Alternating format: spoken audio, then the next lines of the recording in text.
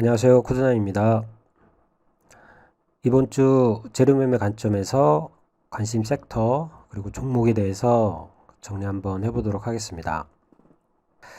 제가 며칠 쉬고 다시 이제 녹화를 하고 있는데 상황이 매일매일 하기가 좀 어려운 상황이라서 죄송하다는 말씀 드리고, 아무튼 이제 좀 시간이 허락이 되면 계속해서 좀 정리해서 인사드리도록 하겠습니다. 자, 지난주에는 FOMC 회의록 발표가 있었죠.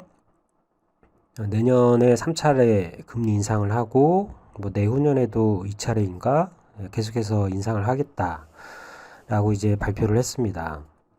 단기적으로는 FOMC 회의가 이제 마무리가 됐으니까 시장이 좀 안정이 될 수도 있겠으나, 내년에 3차례 금리 인상을 하겠다라고 이제 발표를 했기 때문에 시장의 부담감이 굉장히 클 수 있다라고 이제 생각이 듭니다.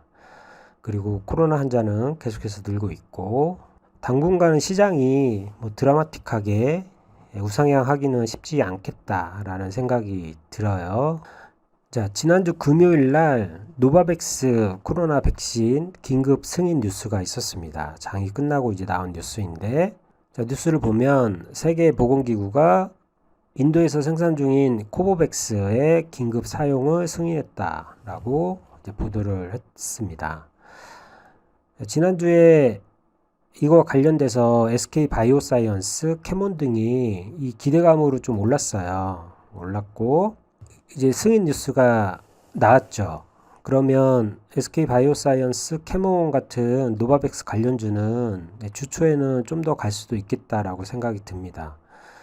이게 재료 소멸 관점보다는 계속 확진자가 늘고 있고 상황이 좋지 않잖아요. 그러면 시장의 분위기는 또 이거와 관련돼서 좀 더 추세를 낼 수도 있지 않을까라고 생각이 들어요. 그래서 SK바이오사이언스, 캐몬 같은 종목들은 한번 좀 지켜봐야 될 필요가 있겠다라고 생각이 듭니다. 자, 그리고 넷플릭스에서 12월 24일 날 고요의 바다, 우리나라 드라마인 고요의 바다가 이제 공개를 합니다. 저 개인적으로는 이런 류의 영화나 드라마를 굉장히 좋아해서 기대를 하고 있는데, 시장의 반응을 봐야 되겠죠.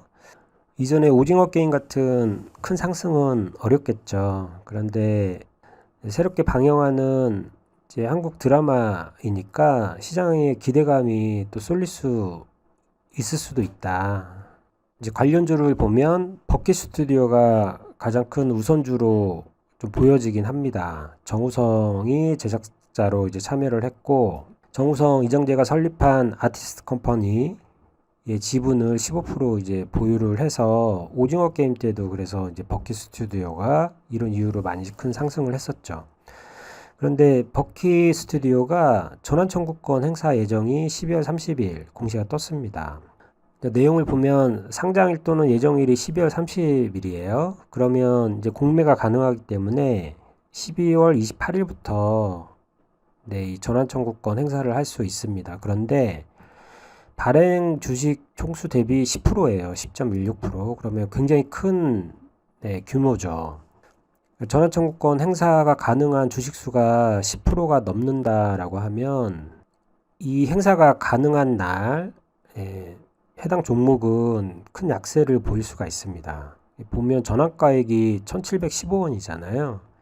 그리고 현재 가격은 6660원.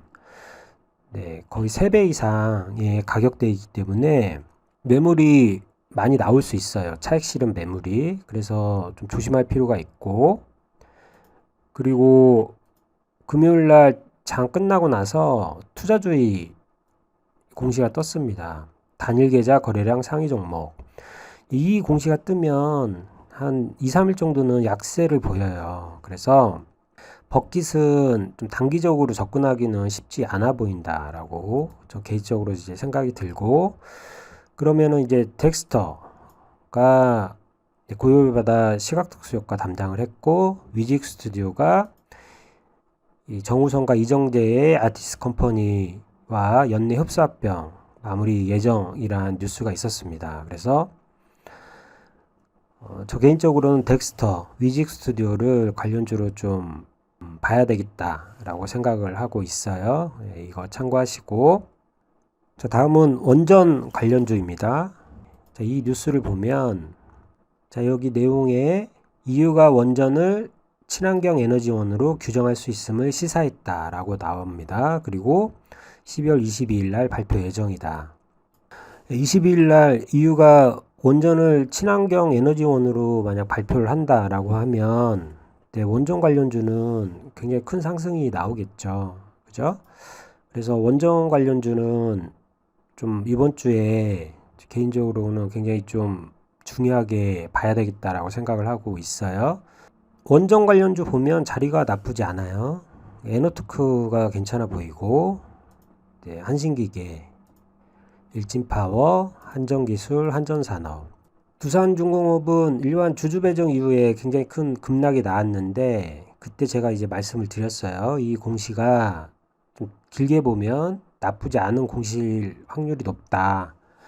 보면은 이렇게 바닥을 다지고 중요한 지점에서 무너지지 않고 여기를 지지를 해줬죠. 지지를 하면서 지금 어느 정도 이제 상승이 나와졌고 22일 날 좋은 뉴스가 나오면 또 이런 지점을 또 넘을 수도 있겠다라고 생각이 들어요. 이제 뭐 시장이 어떻게 반응하는지는 봐야 되겠지만 그래서 원전 관련주는 좀 봐야 되겠다. 서전기전은 뭐 악재가 계속 있으니까 힘이 없습니다. 디플렉스는 이제 원전 플러스 히토류 이런 관련주니까 좀 보면 좋을 것 같고, 뭐 에너토크 괜찮아 보이는 것 같아요. 두산중공업 이런 종목들. 그래서 원전을 한번 봐야 될 것 같습니다. 자, 그리고 레몽레인이 12월 30일 날 상장을 하는데 이게 컨텐츠 제작사예요. 레몽레인이. 그리고 이제 공모가 희망밴드 상단을 초과한 15,000원에 확정이 됐다. 공모가의 희망밴드 상단을 초과를 했기 때문에 시장의 기대감이 굉장히 큰 거죠. 그런 의미로 우리가 이제 해석을 할 수 있고, 그리고 콘텐츠 제작 섹터는 현재 시장의 관심을 많이 받고 있잖아요. 그죠? 이제 드라마나 메타버스 뭐 이런 거 관련돼서 이쪽 섹터는 계속해서 시장에서 주목하고 있는 섹터이고, 그리고 신규 상장을 한다라고 하면 이거와 관련된 관련주는 상장이 되기 전에 좀 시장의 관심을 받을 수 있다. 그러면 상장 전까지는 레몽레인이 위직 스튜디오의 자회사입니다. 그래서 위직 스튜디오는 두 가지 재료가 있는 거죠. 레몽레인 상장, 그리고 고유의 바다, 아까 말씀드렸죠. 이거 이제 방영하는 그런 재료가 있고, 위직의 최대 주주가 이제 컴투스예요. 그래서 컴투스, 그리고 컴투스 홀딩스 이런 종목들 좀 봐야 될 것 같습니다. 그리고 이제 상장이 되면 누차 말씀드리는데 이런 종목들을 보면 안 돼요. 상장일에는 그 이후부터는 신규 상장주에 돈이 쏠리기 때문에 그때부터는 레몽레인을 공략을 한번 해보는 것도 괜찮아 보인다라고 생각을 하고 있습니다. 자, 위직 한번 볼까요? 위직 차트가 굉장히 큰 상승을 보이고 지금 중요한 자리가 왔어요. 이 지점을 지지를 하고 다시 상승을 시킬 것이냐, 아니면 여기서 이제 무너질 것이냐, 뭐 이 지점을 잘 봐야 될 것 같아요. 그리고 컴투스 홀딩스 이런 종목들 좀 지켜보면 괜찮을 것 같다 생각이 듭니다. 자, 그리고 성신양회, 제가 지난주에 이제 말씀드렸던 종목 중에 하나인데 유진기업에서 동향을 통해서 성신양의 지분을 계속해서 모으고 있다. 그리고 적대적 M&A 가능성이 크다라는 이제 뉴스가 있었죠.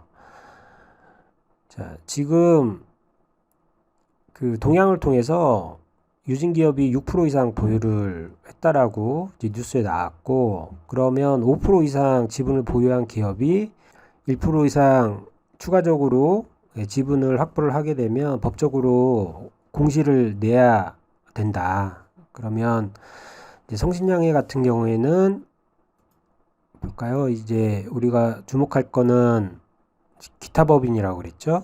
이렇게 적대적 M&A를 이제 시도를 할 때는 기타 법인을 통해서, 여기 보이시죠? 기타 법인을 통해서 지분을 매집하는 경우가 많다. 그러면 기타 법인의 매집 추이를 좀 봐야 되겠죠. 자, 5% 이상 보유한 주체가 1% 이상의 지분을 추가적으로 이제 매수를 했다라고 하면 5일 이내에 공시를 해야 됩니다. 이 정도 추이라면 1% 이상의 지분을 추가적으로 확보한 게 아니냐라는 이제 판단이 들면 미리 좀 접근을 해서 그 공시를 기다려보는 전략도 나쁘지 않을 것 같습니다. 예, 지금 차트도 보면 계속해서 우상향 중이고, 거래 대금도 시장에 관심을 굉장히 많이 받고 있죠. 그래서 성신양에는 계속해서 좀 지켜봐야 된다. 네, 더 크게 갈 수도 있다라고 생각이 듭니다. 성신양에 한번 지켜보시죠. 네, 다음은 카카오페이입니다. 카카오페이가 얼마 전에 경영진이 그 지분을 매도를 했어요. 그때 코스피 정기 변경 할 때 그날 패시브 자금이 들어오는 날 조금은 좀 얍삽하게 경영진이 매도를 하면서 시장에서 이제 실망 매물이 계속 나왔습니다. 그래서 지금 현재 약세를 보이고 있죠. 지금 보이고 있는데 지금 차트적으로는 이 부분을 계속 지지를 하고 있어요. 17만 6천원 정도, 5천원, 6천원 이 정도 이제 라인에서 지지를 하고 있고, 뉴스가 이제 두 개가 좀 보입니다. 카카오페이는 우선은 지난주 금요일 날 이런 뉴스가 떴어요. 지정대리인 심사위원회를 열고 카카오페이 등 두 개 핀테크 기업을 지정대리인으로 지정했다. 이게 뭐 괜찮은 건가 봐요. 저도 자세하게는 모르겠는데, 삼성카드는 카카오페이가 제공한 평가 정보를 이용해 이용 한도를 부여한다. 그래서 나쁘지 않은 뉴스인 것 같고, 추가적으로 내년 초에 디지털 손해보험사로 출범할 예정이다라는 뉴스가 떴습니다. 그래서 이 정도 뉴스라고 하면 카카오페이가 한번 추가적으로 시장에 관심을 받으면서 현재 시점에서 또 우상향 할 수도 있지 않을까라고 생각이 들어요. 네. 우선 경영진 매도 관련해서는 어느 정도 좀 해소가 된 느낌으로 보이고, 주식의 위치를 보면, 현재 차트의 위치를 보면 그런 느낌이 좀 들고, 이제 좋은 뉴스가 있으니까, 그리고 기관에서 계속 지금 연기금이 계속 사고 있어요. 계속 주가는 하방이었는데 연기금은 계속 이제 사고 있는 모습이고, 그래서 뭐 나쁘지 않아 보입니다. 카카오페이도. 그래서 카카오페이는 좀 긴 호흡으로 봐도 괜찮지 않을까라고 생각이 들어요. 그리고 마지막으로 코로나 치료제, 또 어제부터 거리두기 강화가 적용이 되면서 코로나 관련주들 좀 계속 봐야 될 필요가 있겠다라고 생각이 듭니다. 코로나 확진자가 계속해서 늘고 있고 위중증 환자도 계속 늘고 있습니다. 주말에는 항상 좀 확진자가 줄어드는 추세가 있죠. 그래서 이제 월요일까지는 환자 수가 좀 줄어들다가 또 화요일부터 늘어나는 그런 추세를 이제 보이고 있는데, 우선은 이제 치료제 관련해서 계속해서 시장의 관심을 이제 받을 것 같아요. 일동제약이 지금 대장주 역할을 하는 것 같고, 한국 BNC, 현대바이오, 대원제약, 세종메디칼 이런 종목들 그 안에서 계속 순환매가 나올 수 있다. 우선 코로나 치료제 계속 봐야 될 것 같고, 그리고 거리두기가 이제 강화가 됐고, 또 이제 방학이 곧 시작입니다. 그러면 이제 뭐 배달 음식 이런 부분에 대한 니즈가 굉장히 좀 커질 수 있을 것 같다라고 생각이 들어요. 그리고 또 방학 시즌이고 또 밖에 나가지 못한다라고 하면 게임 관련주도 한번 추가적인 또 상승을 보일 수도 있지 않을까라고 생각을 하고 있습니다. 그래서 재택근무, 포장, 배달, 신선식품 이런 섹터들 한번 봐야 될 것 같고, 음압, 인공호흡주 이런 관련주도 계속 봐야 되겠죠. 그리고 게임주도 이제 봐야 될 것 같고, 그리고 마켓컬리 상장이 내년 1월 달에 한다라고 이제 그런 뉴스가 있었어요. 그러면 마켓컬리와 관련된 그런 종목들은 조금 긴 호흡으로 공략해봐도 괜찮지 않을까. 뭐 흥국 FNC, 뭐 지오소프트 이런 종목들이죠. 네, 서울식품, 네, 이런 이제 신선식품 관련주들 또 한번 공략해보는 것도 괜찮지 않을까라고 생각을 하고 있습니다. 또 이 정도로 좀 정리를 해봤고, 제가 개인적으로 좀 여러모로 바쁜 일들이 많이 생겨서 유튜브를 시작할 때 어떤 초심, 이런 것과 조금 제가 지금 하고 있는 활동이 조금 다른 부분은 분명히 있는 것 같긴 한데, 초심을 잃지는 않았습니다. 네, 상황이 좀 여의치가 않아서 이제 녹화를 못하고 있는데, 가급적 자주 찾아뵐 수 있도록 노력하겠습니다. 이번 한 주도 성투하시고, 추가적인 좋은 재료 뉴스가 있다라고 하면 댓글로 남겨주세요. 네, 이번 한 주도 화이팅입니다. 감사합니다.